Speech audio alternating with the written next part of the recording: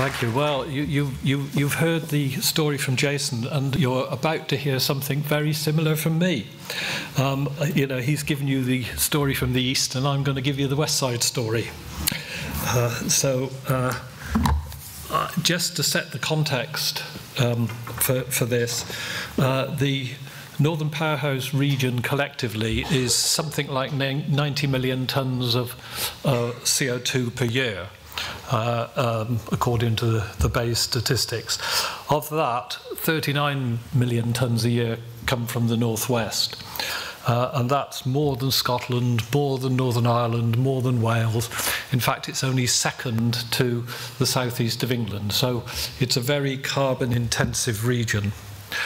Within that, 15 million tonnes come from industry. And that is a pretty large number.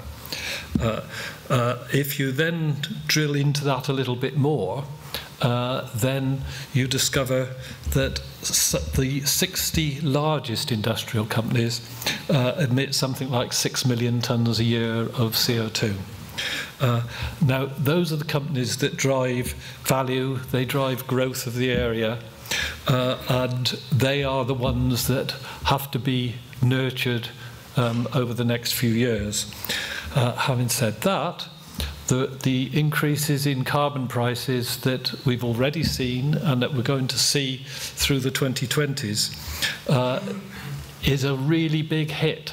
And when we talk to quite a lot of the companies in the northwest, what you find is that the cost of the carbon emissions is, for some of them, more than the profits that they're making now.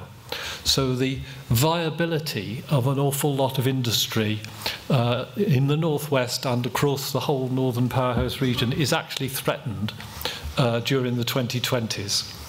Now, if you need anything else other than the fact that you know, the planet has got to be turned around from an emissions point of view in the next decade, to drive action now rather than talk now, it's to realise that a lot of industry across the whole of the region probably won't be there in the 2030s unless we do something about it now.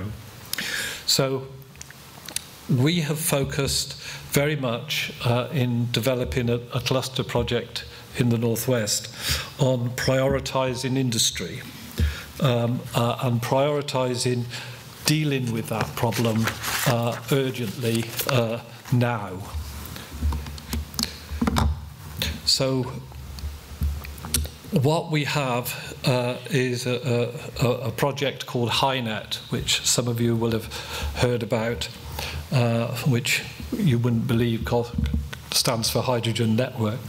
And this actually creates hydrogen and CCS infrastructure with the view of producing a net zero cluster. That's what it's about. It's about industry as a priority, but it's also about the other sectors. So industry, if you look at decarbonising it and you look at where the emissions come from, you discover that direct carbon capture can work on a few industries in a few situations, but mainly the emissions come from combustion. And that's true across all of the industrial sectors: oil refining, even cement, chemicals, and all the rest. And so you say to yourself, how am I going to get rid of those? In the northwest, it's something like getting on for 80% of the emissions come from combustion. And all of those emissions can be removed by replacing by a zero carbon fuel. Hydrogen is a zero carbon fuel that can be produced in bulk, provided you've got carbon capture and storage infrastructure.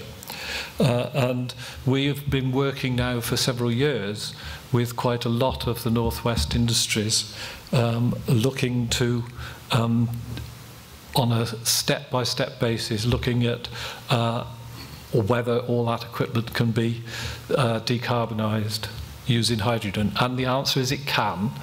And the answer is you don't need to wait. There's a process that can go through to do that pretty smartly. So industry is well on the way if you've got hydrogen, low carbon hydrogen produced in bulk, and which you can distribute to those industries. In distributing it, you find that you can actually distribute hydrogen and inject it into the existing gas network. If you do that at a relatively modest level, maybe up to 20% by volume of the gas, then the consumers at the other end don't notice, and you get quite a reasonable reduction in carbon intensity of the whole network. You know, it's a little bit like we've been trying to reduce the carbon intensity of the gas, of the electricity network.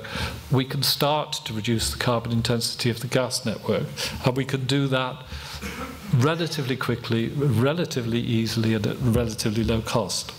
So we're planning to do that.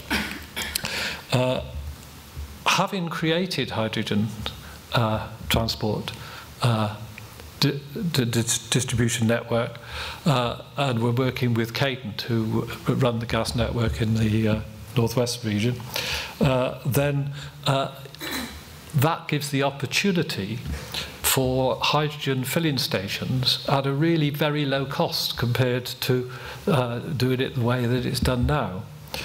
So the opportunity exists for heavy transport in particular to be fueled by hydrogen, because you break the circle of there's no hydrogen fueling station, so I can't do it, and you can do that. And finally, and we're working on this quite a lot as well, if you look at the power market is driven very much by the low cost of renewables, particularly offshore wind, and that's a marvellous story. And the issue there is the penetration of renewables is to a degree limited by the fact that you can't match consumer demand to the generation from intermittent renewables. So the need is for flexible power that can be dispatched to match demand to intermittent renewables. And by having that low carbon flexible power, it allows more renewables, more offshore wind than you would otherwise get to. And hydrogen, again, as a fuel into gas turbines, does work. We developed the Teesside Low Carbon project in the last CCS competition, and that was a hydrogen project. It actually generated hydrogen, which was then used in power generation. And we were planning to store some hydrogen in salt caverns there, and we were also planning to supply industry. So there's nothing new about that, and it can be done if we've got it. Now, we're very fortunate in the northwest in that there is some gas fields just offshore which are just being decommissioned, and the equipment there can be repurposed, the pipelines and the fields, so that the cost of producing the transport and storage infrastructure is really low. There is already around 500,000 tonnes of CO2 that is captured and then released to the atmosphere by the ammonia plant there, which is one of two in the country. So the cost of producing the CCS infrastructure is probably about 1/10 of what it was in the last CCS competition it is really modest, and all the talk that you've got to spend a lot of money to get off the ground is not correct. You can do it, and you can do it quickly. So that's essentially what the project is about. And my last slide is to tell you that it's a real project. It's about delivery. We originated the project in mid-2016. It was called the Liverpool-Manchester cluster in those days, which didn't roll off the tongue terribly well. We did quite a lot of feasibility work on all elements of the project through 17 and 18. And we're now engaged in finishing off all the pre-feed activities with a view to doing the feed activities next year. Certainly the hydrogen feed activity will take place next year, and if we needed to be, we could start building the hydrogen in 2022. But the CCS infrastructure is likely to be a bit behind that. So it's in the here and now. It's moving forward. We're aiming for financial sanction in 2023 for the whole project, so that it'll be up and running in late 2025. And then from there, we have a roadmap that takes us through across all the different industry sectors that I've talked about, the market sectors, to decarbonise and produce a net zero cluster. In fact, there's a lot of major companies, and I've sprinkled some of the logos at the bottom, but there's a lot of commitment from a lot of large companies who all have a common vision to make this happen. We expect to be able to get the industrial cluster could potentially be net zero by 2030. I say potentially because it will depend on the speed with which government puts in the market structure that allows the private sector to invest. But this is a hard plan to deliver and solve problems now. Okay, thank you.